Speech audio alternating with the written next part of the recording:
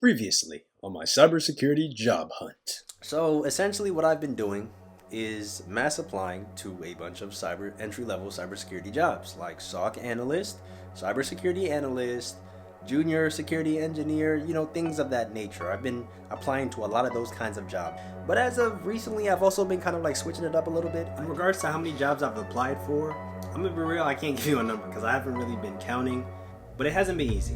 I've been receiving a lot of rejections. I actually thought I was gonna get the job. I actually thought that I was gonna land the job and start working there. I went in, waited like 5 more minutes, but like the guy didn't show up.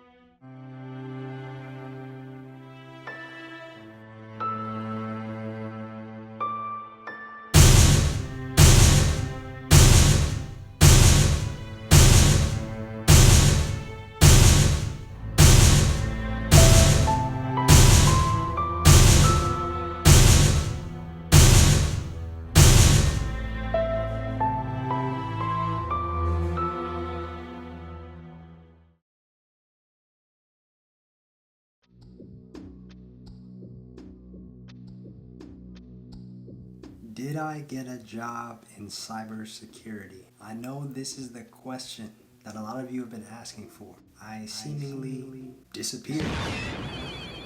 My whereabouts were unknown. I seen the comment section in some of my previous videos, people were saying, man, where did this guy go? What happened, man? Give us an update. Did anything come out of that? Let us know. Well, I'm here to give you an answer. Did I get a job in cybersecurity? Drum roll.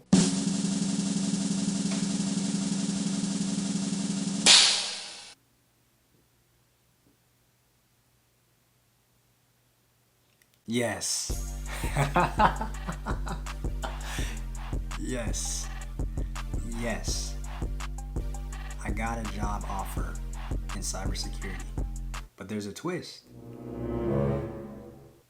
I actually got 2 job offers.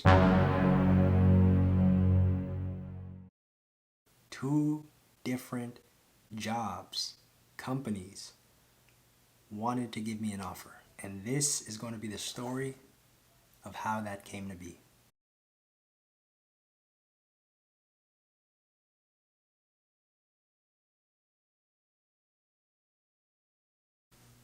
Guys, I would say that this has by far been the most ferocious job market that I've ever seen in my life, ever. I didn't anticipate things to be this way. When I made that video 1 year ago, and yes, 1 searching for a job, struggling. Back then, I didn't think it was going to be like this. If anything, I was kind of naive. I assumed that getting a job in cybersecurity was going to be a cakewalk. And in all my years of just working jobs in general, since 17, I've worked in a restaurant, I've worked in a candy shop, I've worked at FedEx, I've worked at a car rental company. I've done so many different kinds of jobs. In all my years, it's never been this bad. It's never been this bad. But with cybersecurity, it was. There was so much competition. I faced so many rejections. I faced so much ghosting. I was trying to do so many different things. I was trying to revamp my resume constantly. I was trying to reach out to people on LinkedIn. I wasn't getting responses. I was trying to get advice from people. People were saying, do this, do that. Like, man, it was a lot. And honestly, there came a point in time in the journey, really beginning of this year, where I straight up contemplated giving up. Like, I told myself, if I don't get a job before summer, I'm done. I'm done. Straight up, I'm done. I'm done with cybersecurity. I'm going to go pursue the trades or something. Maybe I'll become an electrician and do better there. Plumber, I don't care, right? Because, it comes to a point in the journey where, of course you hope for the best. You hope that things pan out. But time waits for no man, and time keeps moving. And I wasn't trying to wait 2 years, another year, to, I didn't even know if anything was going to show up. I didn't want to wait 2 years. I didn't want to spend that much time, because sometimes when something kind of seems like dead, like, you got to let that go, to be honest, And look, when I say this, I'm not saying this to discourage anybody from pursuing a career in cybersecurity, okay? Just because my circumstances ended up like this, that doesn't necessarily mean that it's going to be like this for you, because everybody's circumstances are different, and there's a lot of factors that take play into everybody's individual situation, if that makes sense, right? So I'm not saying this to discourage, okay? Don't click out the video and give up, okay? I'm just being so honest. I'm just being raw and authentic, and this is the story. Now, April, I think around 17th or so, I got 2 different job offers simultaneously, and this is crazy. This is crazy. After going through so much warfare to finally getting 2 jobs simultaneously, that kind of caught me off guard. I did not expect that. I honestly did not expect that, and I'm so grateful. Man, I thank God. I thank Jesus Christ. That's my Savior. Man, He made a way. Stay down, came up, God made a way. Stay down, came up, God made a way. You feel me? Like, He came through, you know what I'm saying? So, yeah. And you guys are probably wondering, what jobs, what kind of jobs in cybersecurity did you get offered? Okay, let me just say them. So the very first job that I got an offer for was a SOC analyst job, right? And then the second job that I got a job offer was more in like the space of like digital forensics. And now I had a decision to make. But let me take time to actually explain the details regarding each of these jobs, and then let you know the one that I decided to go with. Okay? Are you guys ready? Okay. So with the first job, it was a SOC analyst job. I think with most videos that you see on YouTube, most people want to be a SOC analyst. This is what everybody wants to do. They want to be a SOC analyst. They want to use a SIM. They want to analyze logs. They want to do all this SOC analyst stuff. So when I got that job, I was pretty excited. I was like, okay, cool. This is cool. This is what's popping. This is what's hot right now. And the thing about that particular job is that it was 10 minutes from my house. 10 minutes from my house, right there. When I went to like the office, it was, the best way I can explain it is that it seemed to be kind of like it was an office, but it kind of looked like somebody's house. And I don't think I could have taken like videos or pictures of what I saw, but if you guys saw what I saw, you would know exactly what I mean. It didn't even really look like it looked like an office, but not really. You know, it looked like somebody's house, like a college dorm or something like that. I was like, what the heck? Like, they had like different rooms, and then they had different employees working in different rooms. They had their own computers. I think I saw like a software engineer dude. I saw a security engineer dude, and then the HR person, like person who was kind of like leading me around, she led me to this other room where this is where I guess I would be working if I got the job. And you know, yes, I actually did end up getting the job, but the room was kind of cool. When she opened the door, the room was like pitch black, and I saw like 4 other employees in there, and like it was pitch black, and then like they had like these big screens all around, and it felt like I was in a movie. Like, it straight up felt like I was in a movie. I was like, yo, like, what's going on here? Like, what are y'all hacking the government or something? Like, what, you know, what's going on? Like, what's going on? Like, it was kind of cool. I like how they had set it up. You know, basically everybody was cool. I was interacting with different faces, and I killed the interview. Everything went smooth, but the number one con about that job was the pay. Unfortunately, the job paid low. And when I say low, I don't mean just like low, like nah, it paid $40,000. Yes, the job ended up paying $40,000. And if you think about it, that's kind of like basically like restaurant wages. I was making maybe the same amount working in a restaurant, and the reason why I say that is because, you know, $40,000. I mean, that's for the year, and then minus, you know, for the tax and stuff like that, it's like maybe like 30 or something like that. So it's like, yeah, basically like restaurant wages.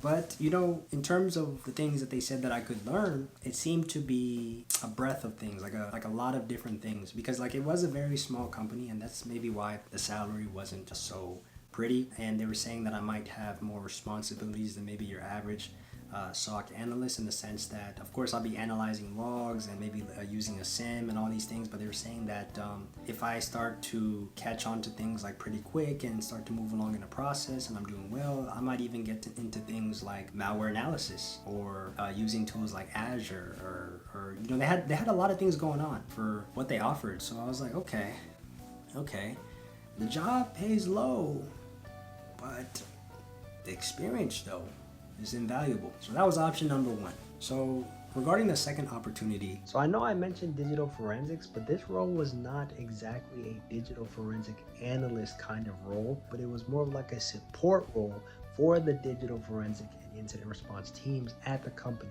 I would play the role as a middleman, and I would stand between them and the client, and I would receive the client's data, which commonly came in the form of a hard drive. And then I would make sure to preserve that data, you know, do documentation, do a chain of custody, unencrypt that hard drive if it was encrypted, do data transfer from one location to another and ensure that transfer was successful, do file analysis, analyze properties, and other different tasks. So it was cybersecurity-esque. Not like your usual cybersecurity role, but it was very unique in its sense. I need to take time to give you a little bit of a background, because the circumstances surrounding this particular job are kind of unique and not like the other job. But I need you guys to listen to me very closely so you kind of understand what I'm going to say, and so that everything makes sense. So the SOC analyst job is 10 minutes from me. Now, I live in a state called Maryland, right? The second job was in a place called Silver Spring in Maryland, which from me is about an hour or so, right? Give or take. I had been interviewing with this second company since like last year of like December or so. Was it December? Or I kind of been speaking with them like since back then, but the process that eventually led up to the job took a very long time. And the reason why it took a very long time is because as I was interviewing with this particular company, as I was in the interview process, basically what happened is one day I got a call from the recruiter. And when I got a call from the recruiter, she told me some news that kind of caught me off guard. What she said is that I know I had told you that the job was going to be in Silver Spring, Maryland, but there's been a bit of change of plans, and now the company is planning on relocating to Florida. And I was like, wait, really? And she was like, yeah. I know this is out of the blue. I know this is kind of spontaneous, and I know this might change your interest regarding the role, but if you're still interested in moving forward, these are the circumstances. The position that was going to be in that Silver Spring location would now have to be sitting on site in Florida. Are you okay with that? Now, at the time, I didn't outright reject that. Like, I kind of was in deep thought, and I kind of told her something along the lines of, can I think about this? Can I maybe like come back to you after like a day or a few days or something like that after I think about this? And she was like, yeah, sure, go ahead. You're more than welcome to think about this and reflect. So basically what had happened was, some days passed, and then I thought about it deeply, and I kind of formulated an idea. I was like, okay, do I want to relocate? I could, but do I really want to? No. But it is an opportunity. It seems like a promising opportunity. It's something new. So what I'm going to do is, I think I'm not going to reject this opportunity, but I think I'm just going to keep it in the back burner, in the sense of, I'm going to just keep it in the back burner. As in, I'm going to keep applying to other jobs, and maybe eventually I'll get something better. But if all else fails, okay, I'll do it, right?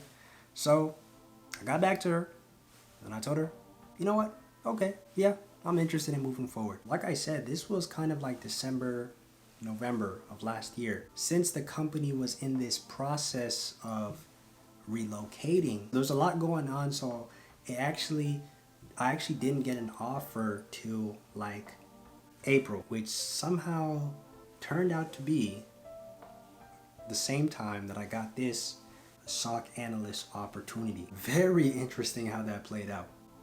Very, very interesting. Now you guys are probably wondering about the salary. This job said that they would offer me $60,000. I would have to relocate, but they would offer me $60,000 base. And after speaking with them a little bit and doing a little bit of negotiation, they even said that they would be willing to give me a $5,000 relocation assistance to help me relocate to Florida and all of that. And I was looking through their benefits, and they actually had pretty good benefits. Healthcare that was paid off 100%, and other different things. So I was like, okay. So now I found myself in a position where I had to make a decision: the SOC analyst job or the digital forensics job. Now the SOC analyst, pros: convenience, 10 minutes away from me, still live with my folks, get to learn a lot of different things. But the cons is horrible pay, okay? Growth, it was a very kind of like tiny kind of like small company. Growth, I mean, maybe it might have been there, but it was, I don't know, right? And just, I guess my life would be more or less the same now. I'd just be working in cybersecurity, but living in Maryland. Second opportunity, paid more, $60,000, $5,000 relocation. I would have to relocate, but it's a new experience though. I'm 23, I'm young. What have I got to lose? You know what I'm saying? Yes, it's gonna be more expensive. I might have to pay rent now. I'm gonna have to buy the plane ticket. I'm gonna have to relocate my car. I'm gonna have to do this and that, but you only live once.